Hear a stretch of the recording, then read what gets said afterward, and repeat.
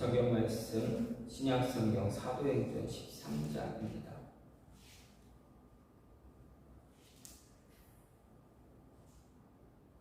사도행전 13장 1절부터 12절 말씀입니다.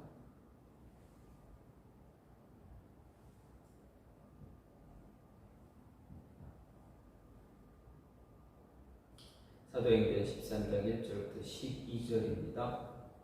안디옥 교회에 선지자들과 교사들이 있으니 곧 바나바와 니게르라 하는 시므온과 구레네 사람 루기오와 분봉왕 헤롯의 젖동생 마나인과 및 사울이라. 주를 섬겨 금식할 때에 성령이 이르시되 내가 불러일으키는 일을 위하여 바나바와 사울을 따로 세우라 하시니 이에 금식하며 기도하고 두 사람에게 안수하여 보내니라. 두 사람이 성령의 보내심을 받아 실루기아에 내려가 거기서 배 타고 구브로에 가서 살라미에 이르러 하나님의 말씀을 유대인의 여러 회당에서 전할세 요한을 수행원으로 두었더라. 온 성 가운데로 지나서 바브에 이르러 바예수라 하는 유대인 거짓 선지자인 마술사를 만나니 그가 총독 서기오 바울과 함께 있으니 서기오 바울은 지혜 있는 사람이라 바나바와 사울을 불러 하나님의 말씀을 듣고자 하더라. 이 마술사 엘루마는 이 이름을 번역하면 마술사라 그들을 대적하여 총독으로 믿지 못하게 힘쓰니 바울이라고 하는 사울이 성령에 충만하여 그를 주목하고 이르되 모든 거짓과 악행이 가득한 자여 마귀의 자식이요 모든 의의 원수요 주의 바른 길을 굳게 하기를 그치지 아니하겠느냐. 보라 이제 주의 손이 내 위에 있으니 내가 맹인이 되어 얼마 동안 해를 보지 못하리라 하니 즉시 안개와 어둠이 그를 덮어 인도할 사람을 두루 구하는지라. 이에 총독이 그렇게 된 것을 보고 믿으며 주의 가르침을 놀랍게 여기니라. 아멘.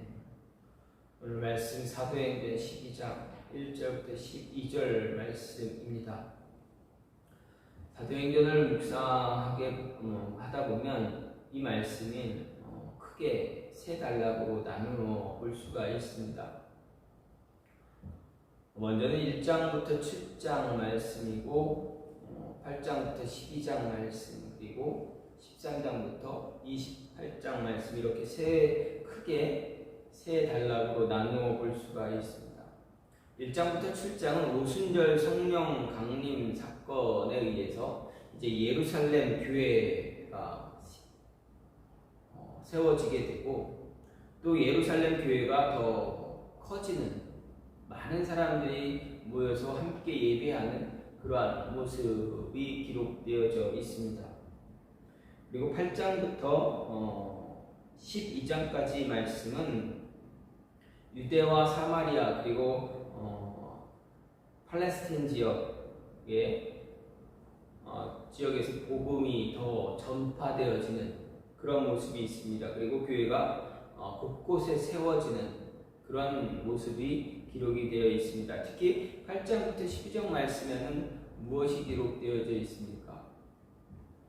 스데반의 죽음 이후에 이제 박해가 예루살렘에서 기독교 박해가 일어납니다. 제사장들 유대인들에 의해서 집중적인 어떤 박해가 일어나자 사람들이 그리스도인들이 어떻게 됩니까? 이곳저곳 많은 곳으로 피해 갑니다. 도망을 갑니다. 그곳에서 어떻게 합니까? 복음을 전하게 되고 그곳에 교회를 교회를 세워가는 그런 모습입니다. 어떻게 보면 선교가 시작되는 그런 모습입니다. 그 가운데서 누가 세워집니까? 우리가 잘 아는 사도 바울이 그 가운데서 이제 예수님을 만나게 되고 이제 변화되어서 그 사울이 하나님의 말씀, 복음, 예수 그리스도의 이름을 전하는 자가 되게 됩니다. 그리고 13장 마지막 단락으로 생각되어진 13장부터 28장 말씀은 어떻게 합니까? 안디옥 교회에서부터 오늘 말씀 13장부터는 안디옥 교회에서부터 이제 복음이 온 세상, 더 넓은 세상으로 전파되어지는 그런 모습입니다. 안디옥에서부터 로마까지 복음과 교회가 더 확장되어지고 더 크게 성행해지는 어떻게 보면 부흥이 일어나는 그러한 시기, 그러한 모습입니다. 그 가운데서 이 세 번째 단락, 오늘 본문이 속해 있는 이 세 번째 단락을 굳이 또 나눠본다면 두 부분으로 나눌 수가 있습니다. 13장부터 21장 6절까지 그리고 21장 7절부터 마지막 28장까지 이렇게 나눌 수가 있는데 먼저 앞부분에서는 사도 바울의 세 차례에 걸친 전도 여행을 이야기할 수가 있습니다. 그리고 그 이후에는 바울이 체포되고 투옥되어서 감옥에 투옥되고 로마까지 가는 로마에서 재판을 받기 위해서 로마로 가는 그런 여정이 기록되어 있습니다. 그 가운데 오늘 말씀 1차 전도 여행의 시작이 됩니다. 근데 이 1차 전도 여행이 시작되어지는 것이 바나바나 바울 그리고 안디옥 교회 교인들 성도들이 원했기 때문에 그들이 보냈기 때문에 1차 전도 여행이 시작되어진 것이 아니라 가장 중요한 것은 그들이 원해서 가는 것이 아니라 하나님께서 성령께서 그들을 보내셨다라는 것입니다. 하나님께서 바나바와 바울을 선교사로 파송하기 따로 세우라. 그에게 안수하여 따로 세우라. 이런 말씀이 분명히 있습니다. 그렇기 때문에 1차 전도여행, 바울의 전도여행의 시작은 하나님에 의해서 시작되어지고 있다는 것을 알게 됩니다. 특히 여기서 선지자들과 교사들로 불리는 5명의 안디옥 교회의 지도자들이 기록이 되어 있는데 그 가운데서 이 5명의 교회 지도자들의 이름을 보게 되면 바나바와 바울이 있습니다. 바나바와 바울은 우리가 참 잘 알고 있는 사람들입니다. 그런데 그 외에 3명의 이름이 더 기록이 되어 있는데 이들은 처음에는 안디옥 교회의 영적 지도자의 역할을 감당했던 사람들이 아닙니다. 바울과 바나바 이후에 처음부터 그 안디옥 교회의 어떤 중심축이 된 인물들이 아니라 시간이 지나서 조금 더 차차 시간이 지남에 의해서 안디옥 교회의 중요한 그러한 인물, 영적 지도자가 되었다라는 것을 볼 수가 있습니다. 그렇기 때문에 이 3명의 이름이 함께 거론된 것으로 인해서 안디옥 교회는 하나님의 음성을 듣고 바울과 바나바, 안디옥 교회에 큰 부흥을 일으킨 바울과 바나바를 선교사로 보낼 수 있는, 파송할 수 있는 그러한 모습도 가질 수 있었다라는 것을 우리가 볼 수가 있습니다.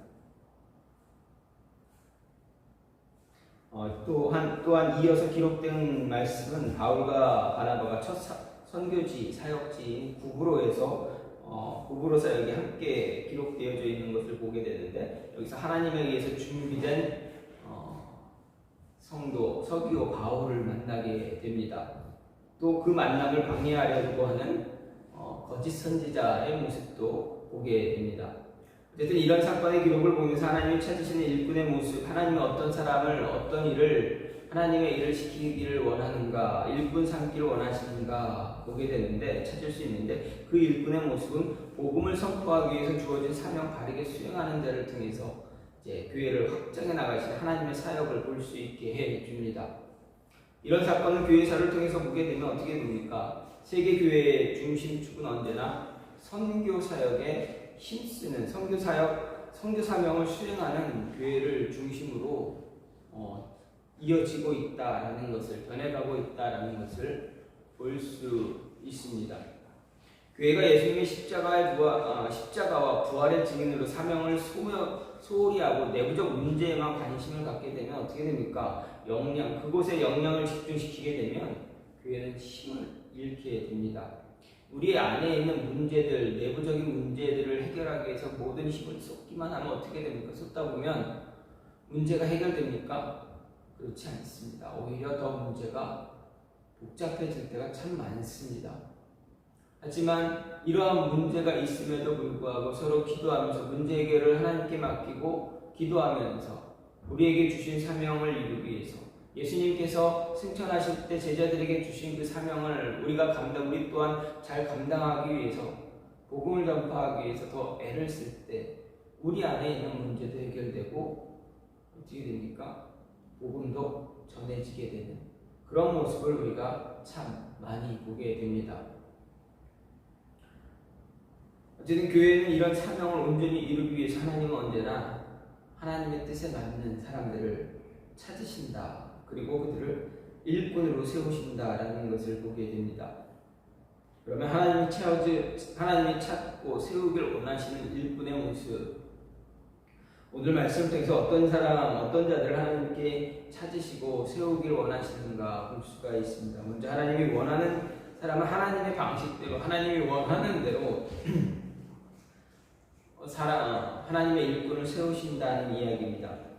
먼저 1절 말씀을 보게 되면 안디옥 교회의 선지자들과 교사들이 있으니 곧 바나바와 니게르라 하는 시므온과 구레네 사람 르기오와 분봉왕 헤롯의 젖동생 마나엔과 및 사울이라 이렇게 이야기하고 있습니다. 여기 5명의 안디옥 교회의 선지자들과 교사들이 소개되고 있습니다. 그래서 5명 가운데 2사람의 이름 우리가 너무나 잘 알고 있습니다. 익숙합니다. 바로 바나바와 바울입니다. 사도 바울입니다. 하지만 3명의 이름은 그렇게 우리의 귀에 익숙한 이름은 아닙니다.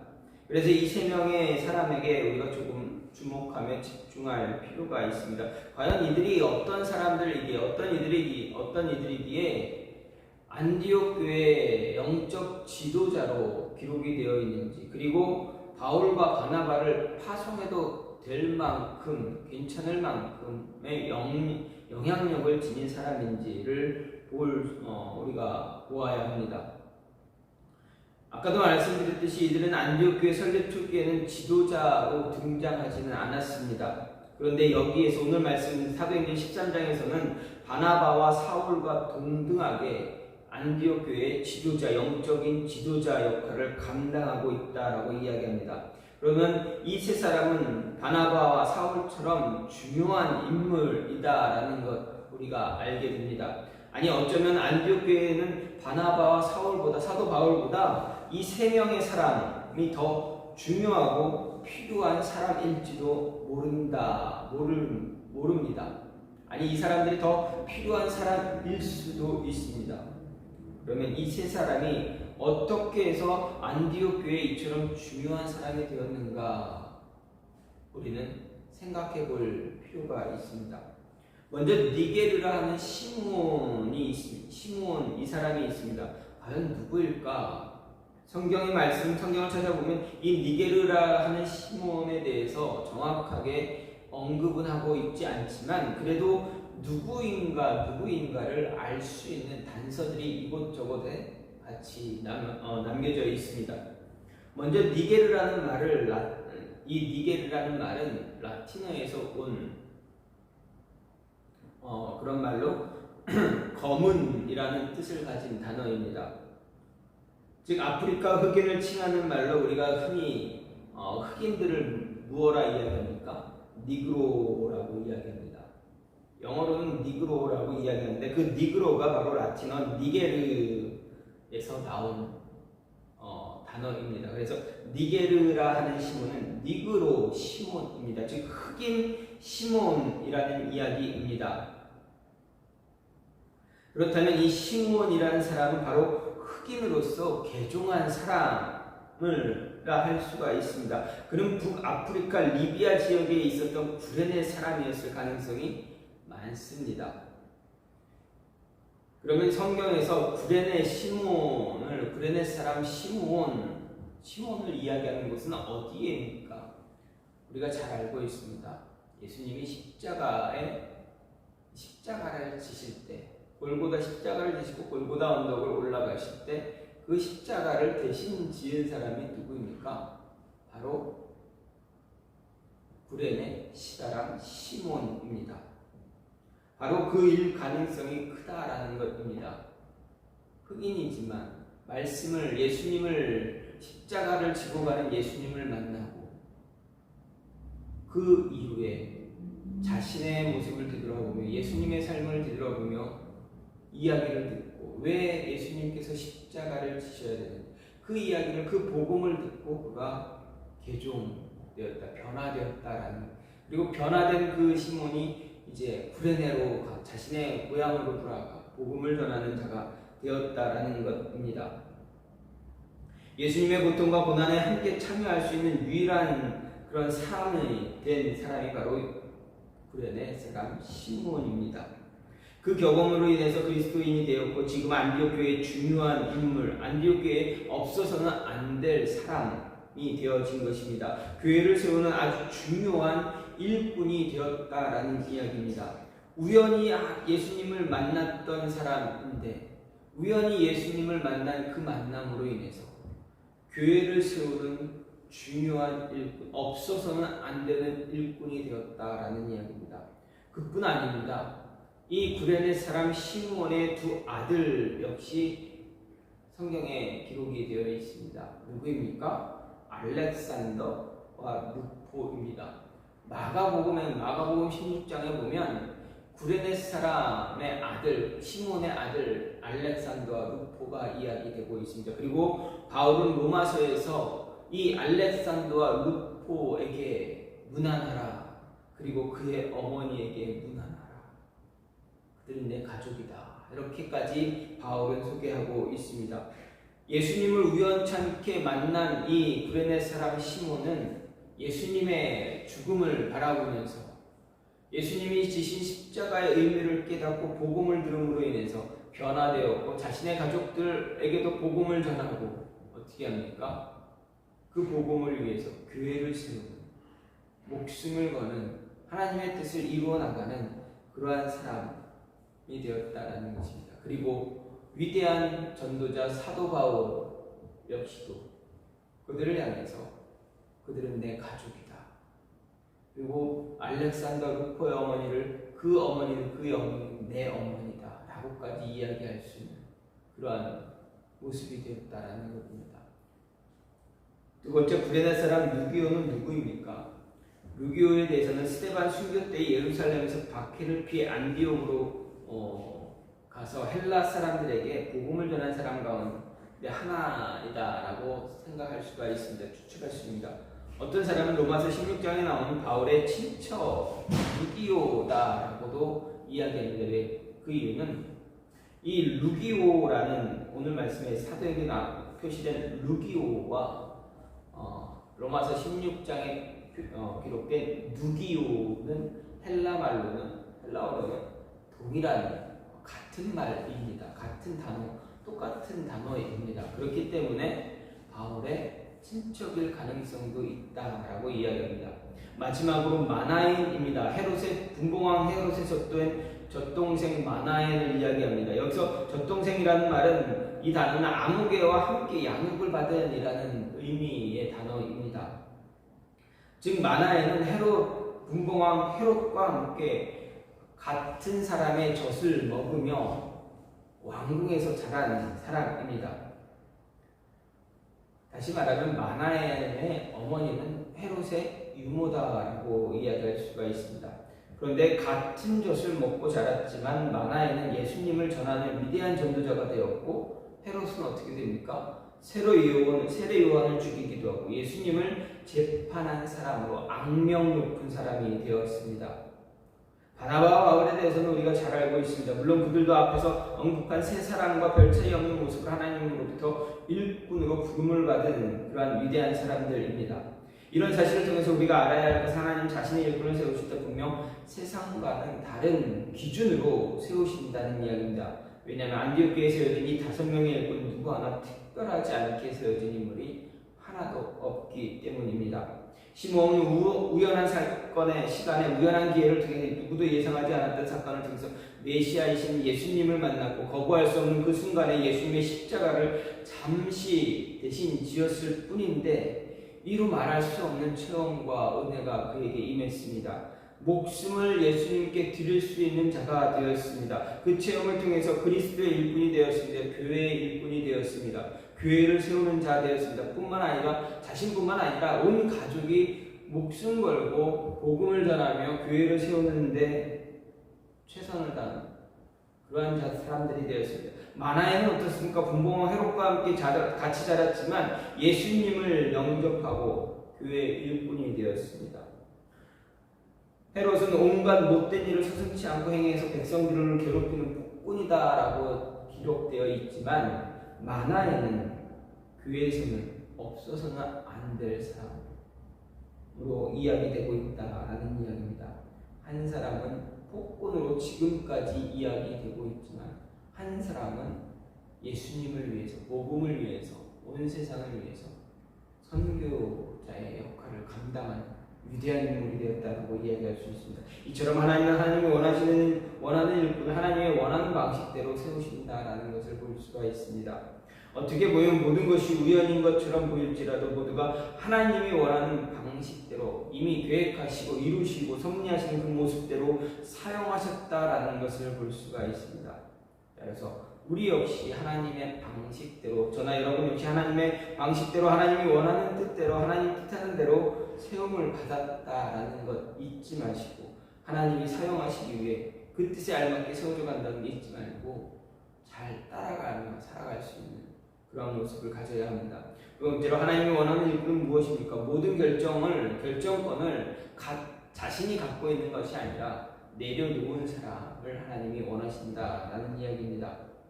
2절부터 4절 말씀을 보면 주를 섬겨 금식할 때 성령이 이르시되 내가 불러 시키는 일을 위하여 바나바와 사울을 따로 세우라 하시니 이에 금식하며 기도하고 두 사람에게 안수하여 보내니라. 두 사람이 성령의 보내심을 받아 실루기아에 내려가 거기서 배 타고 구브로에 가서 이렇게 기록하고 있습니다. 보게 되면 금식할 때 성령이 이르셨다, 성령이 임했다라는 이야기가 반복됩니다. 금식하며 기도할 때 하나님께서 성령께서 나타나셔서 그들에게 안수하여 보내라, 파송해라 분명히 이야기 있습니다. 그리고 이 두 사람이 보내는 것은 안디옥 교회에서 보내는 것이 아니라 성령이 보낸다라는 이야기가 기록이 되어 있습니다. 하나님이 원하는 일꾼 두 번째 모습은 바로 모든 결정권을 자기 스스로에게 주는 것이 아니라 그 결정권 내려놓는 사람이다라는 것입니다. 즉 자신에 대한 모든 결정권을 하나님께 내려놓은 사람을 말합니다. 자신의 결정권을 내려놓았다는 것에 대해서 성경은 이 모든 사람이 주를 섬겨 금식했다라고 표현하고 있습니다. 여기서 주를 섬겼다라는 말은 공적인 일꾼이 되었다라는 의미입니다. 이것은 이들의 금식이 당시 유대인들이 행하던 의례적인 그런 자신의 종교적 열심을 보여주기 위한 그런 이기적인 것이 아니다라는 것을 볼 수가 있습니다. 즉 안디옥 교회 성도들, 특히 1절에 언급된 이 5명의 선지자와 교사들은 스스로를 하나님께 드리는 의미에서 금식을 했다라고 할 수 있습니다. 이렇게 안디옥 교회 성도들이 자신에 대한 모든 결정권을 하나님께 드렸을 때 하나님은 이 교회를 복음 전파의 전초 기주로 삼으신 것입니다. 뿐만 아니라 더 많은 하나님의 은혜가 이 안디옥 교회에 임하는 역사를 체험하게 해 주셨습니다. 특히 이 교회 성도들에게 성령의 임재가 임했습니다. 그렇기 때문에 아무런 두려움 없이 바나바와 바울을 파송할 수가 있었습니다. 바나바와 바울은 안디옥 교회에서 없어서는 안 될 그런 정말 위대한, 정말 중요한 영적 지도자들입니다. 그런데 그럼에도 불구하고 그 영적 지도자를 하나님의 말씀을 듣고 파송한다. 쉽지 않은 결정입니다. 얼마 전에 몇 년 전에 이런 분이 있었습니다. 한 교회 담임 목사님으로 청빙을 받았습니다. 사역 정말 잘하셨습니다. 그 교회에서, 청빙받은 교회에서 열심을 다해서 열정을 다해서 하나님의 비전을 이루어가며 교회를 더 돈독하게 다진 목사님이 계십니다. 사역하는 그 기간 동안 사역을 잘 하시다가 어느 순간 하나님의 음성을 다시 생각했다 합니다. 다시 곱씹으며 처음 자신이 받은 사명, 비전, 그것을 다시 생각하며 기도하기 시작하셨다 합니다. 그리고 기도하신 지 얼마 되지 않아서 교회 이제 장로님들이죠. 교회 일꾼 당회원들에게 이야기합니다. 담임 목사 사임하고 선교사 가겠습니다. 선교지로 파송해달라 이렇게 요구하셨다 합니다. 우리나라의 큰 교회입니다. 대형 교회, 어떻게 보면 정말 큰 대형 교회의 목사님, 후임으로 자리를 잡으신 목사님, 가만히 그곳에서 하시던 사역 잘하면 어려움 없고 힘듦 없이 그냥 남들이 솔직히 말하면 세상적인 기준으로 보게 되면 부러워할 만한 그러한 위치, 그런 자리에 있는, 그래서 그냥 무난하게 은퇴할 때까지 무난하게, 그리고 은퇴 이후에도 큰 어려움 없이 살아가실 수 있는 그런 모습에 있는 분입니다. 대부분의 많은 목사님들이 은퇴하실 때 되면 자신의 노후에 대해서 걱정을 많이 하십니다. 지금까지는 아무것도 생각하지 않고 아무것도 보지 않고 앞만 보며 복음을 전하기 위해서, 말씀을 위해서, 교회를 위해서, 함께 섬기는 성도들을 위해서 기도하며 열심을 다해서 했는데, 이제 나이가 들어 은퇴할 때가 되면 이제 그 이후의 삶을 어떻게 할까 많이 고민하시고 두려워하는 분들이 참 많으신 것을 알게 됩니다. 그런 것에 비춰보면 이 목사님은 그 모습, 그런 어려움, 그런 두려움 하나도 없을 그런 분입니다. 그럼에도 불구하고 자신이 부르신 하나님의 사명을 생각하면서 그 자리를 내려놓고 선교지로 이제 파송해달라, 케냐인 것 같습니다. 케냐 선교사로 보내달라 말씀하십니다. 그리고 그곳을 가서 선교 사역을 지금 열심히 하고 계시는 목사님입니다. 여러분 생각해 보십시오. 교회 입장에서는 어떻습니까? 담임 목사님을 선교사로 파송한다는 게 쉬운 결정입니까? 왜 어렵습니다. 왜 그렇습니까? 목사님이 자리를 비우게 되면 교회에 새로운 목사님을 청빙해야 되고, 그렇게 되면 또다시 교회가 어떤 분란이 일어날 수 있고 흔들 수 있고 어려움을 당할 수도 있는 그런 모습입니다. 그럼에도 그 일을 감당할 수 있었던 교회뿐만 아니라 목사님뿐만 아니라 교회는 하나님의 음성을 따라서 하나님의 인도하심을 따라갔다라는 것을 알 수가 있습니다. 하나님이 원하는 일꾼들이다라는 것을 알 수가 있습니다. 지금 현실에 안주하고 현실에 만족함만 바라보는 것이 아니라 미래를 생각하고 미래를 바라보며 하나님이 원하시는 뜻을 바라보며 모든 결정권을 하나님께 내어 놓았을 때 이러한 모습을 단행할 수 있다는 것입니다. 어려운 결정도 내릴 수가 있습니다. 그 어려운 결정 따라갈 수가 있습니다. 결정권을 내가 붙잡고 있으면 무엇 하나 내려놓을 수가 없습니다. 그러나 결정권을 하나님께 드렸다면 모든 것이 가능하다라는 것입니다.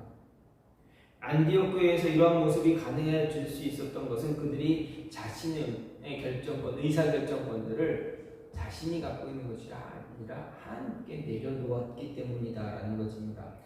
교회를 섬겼고 금식 기도했다라는 이 모든 것은 이제 모든 것 하나님께 맡겼다라는 이야기입니다. 특히 금식 기도, 안디옥 교회 성도들과 함께한 성도들이 한 이 금식 기도는 어떻게 보면 목숨을 건 그런 금식 기도입니다.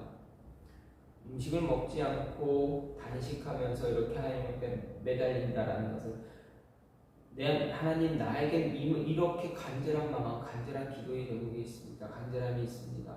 하나님의 뜻을 들어야만 하는 그러한 간절함이 있습니다. 하나님의 뜻 듣고 그 뜻대로 행할 수 있는 모습을 내가 가져야만 합니다라는 그런 간절함이 그 금식 기도의 안에 있다라는 것, 의미 그 안에 포함되어 있다라는 것입니다. 이러한 금식 기도의 모습은 우리가 에스더서를 보면서 알 수 있습니다.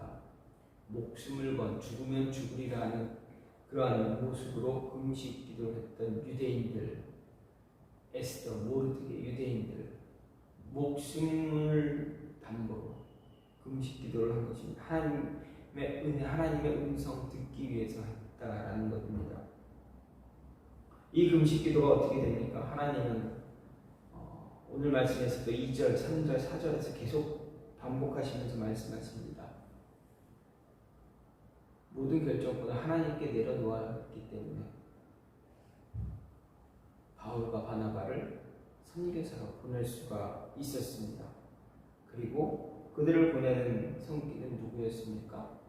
바로 성령님이었다라는 것을 고백할 수 있는, 그렇게 기록할 수 있는 모습이 되었습니다.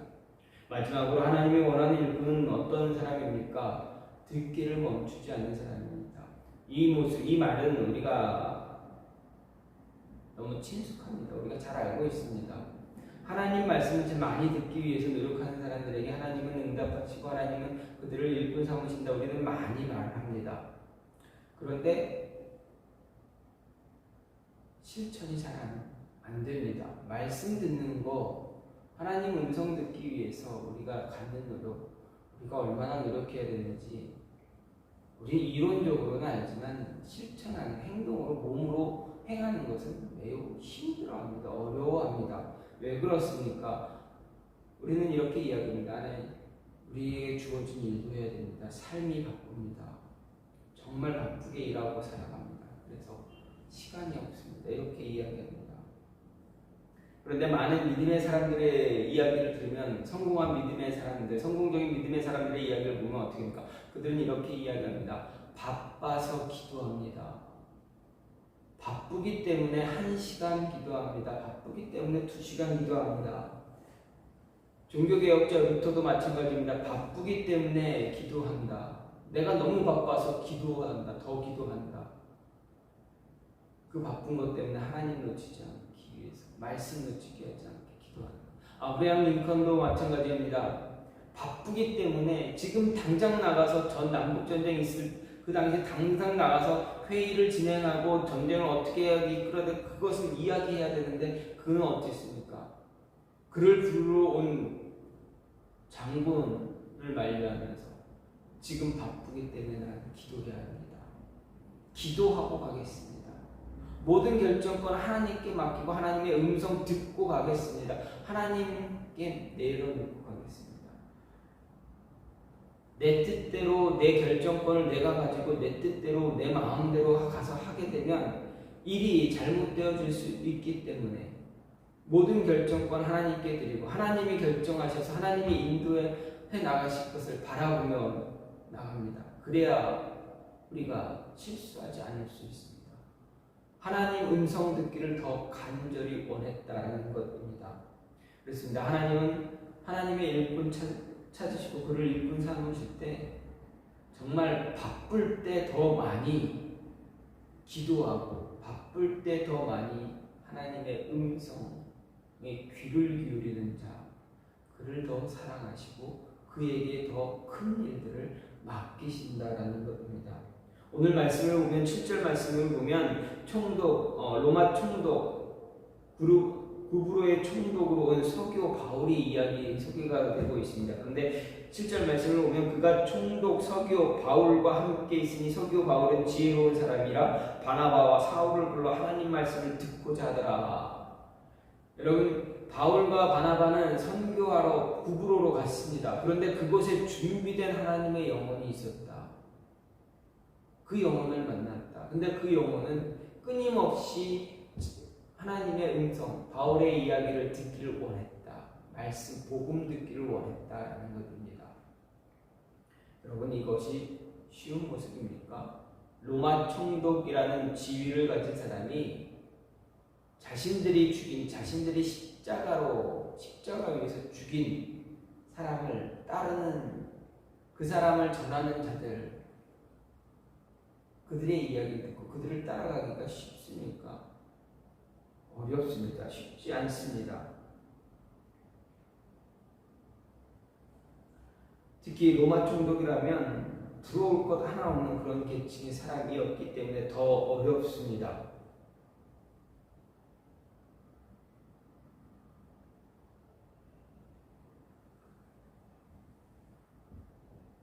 그렇기에 이 서기오 바울이 바울과 바나바를 청해서 복음을 청해 들었다라는 것은 굉장히 큰 의미가 있습니다.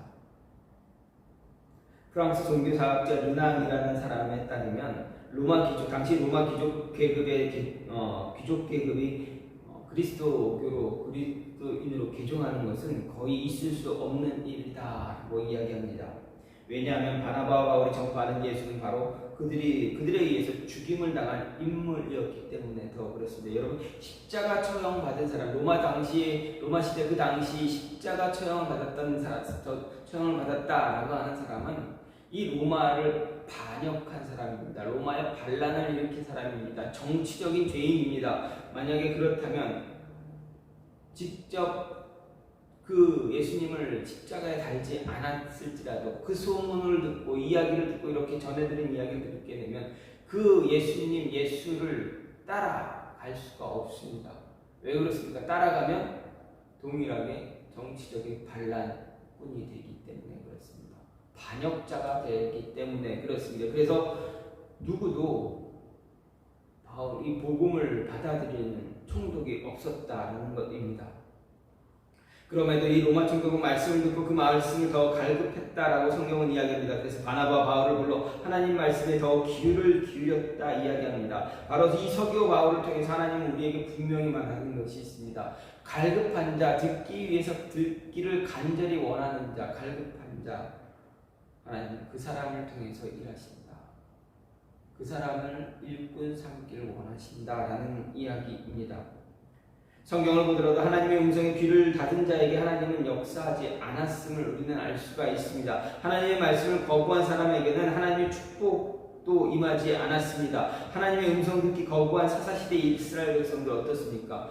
하나님께 처절한 심판을 받았습니다. 그것이 반복되었습니다. 이스라엘의 초대왕 사울도 마찬가지입니다. 왕으로 부름을 받았을 때 겸손했던 그는 하나님의 음성을 듣기를 원했지만 시간이 지나 교만해지자 어떻게 됩니까?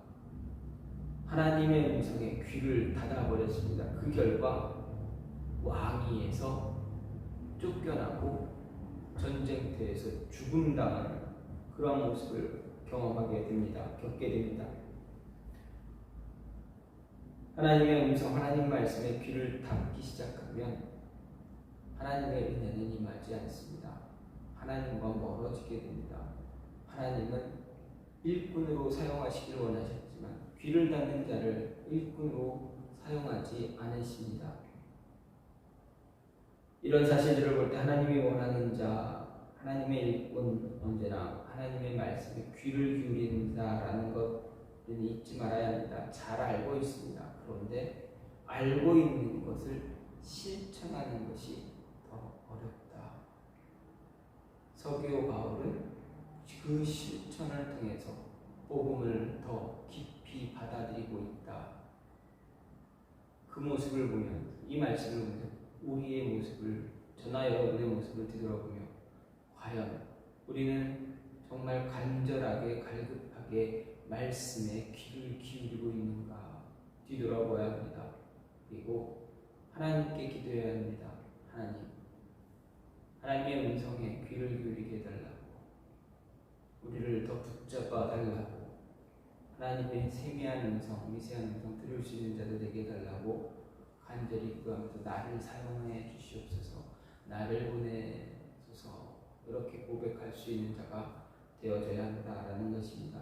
오늘 말씀을 보면서 하나님이 어떤 어떤 일을 일꾼으로 삼기를 원하시는가, 어떤 사람을 일꾼 삼으시기 위해서 준비하는가를 잠깐 보게 됐습니다. 우연한 시간, 우연한 기회, 우연한 만남을 통해서 하나님이 우리를 하나님의 일꾼으로 삼으시는 것이 아니라 다 준비되시고 계획된 섭리 가운데 저와 여러분 한 사람 한 사람 부르셔서 하나님의 일꾼 삼으셨다라는 것 잊지 말아야 합니다. 구레네 시몬, 구레네 사람 누기요, 마나에, 헤롯, 분봉왕 헤롯의 적동생 마나에, 이들이 정말 우연하게 예수님 복음을 들은 것 같습니까? 그렇지 않습니다. 하나님의 계획 가운데, 섭리 가운데 그들이 예수님 만나고 예수님의 십자가를 지고 복음을 듣고 교회에 나와 교회를 세우는 교회의 중요한 일꾼들이 되어지는 것입니다. 뿐만 아니라 모든 결정권을 하나님께 내려놓은 사람들, 하나님 그들을 사용하길 원하십니다. 왜 그랬습니까? 그들은 겸손한 자가 되기 때문입니다. 교만한 자가 아닙니다. 또한 말씀에 늘 간절히 귀를 기울이는 사람, 하나님 음성 듣기를 간절히 소망해서 계속 교제하기를 원하는 사람, 그들을 하나님은 사용하기를 원하신다라는 것 우리에게 이야기하고 있습니다. 이러한 모습이 저와 여러분에게 있어서 우리가 정말 하나님의 진정한 일꾼 돼서 교회를 세우고 복음으로 이 지역을 변화시키고 또 다른 하나님의 일꾼들을 세움으로 인해서 우리에게 주신 비전들을 이루어 나가는 그러한 모습이 있기를 간절히 소망합니다. 이 시간 같이 기도하기를 원하는데, 하나님 우리를 일꾼 삼아주신 하나님, 우리를 부르신 하나님, 우리의 모든 결정권을 주님께 내어드리며 겸손한 자 될 수 있게 해달라고, 특히 하나님의 세미한 음성, 미세한 음성, 그 음성을 들을 수 있는 자들 되게 해달라고, 우연한 만남이 아니라 우연한 기회가 아니라 예비된 기회, 예비된 만남을 통해서 우리를 부르신 하나님, 주의 일을 감당할 그 하나님의 일을 감당할 수 있는 자들 되게 할 수 있게 해달라고 이 시간 같이 기도하는 시간 갖겠습니다. 같이 기도합니다.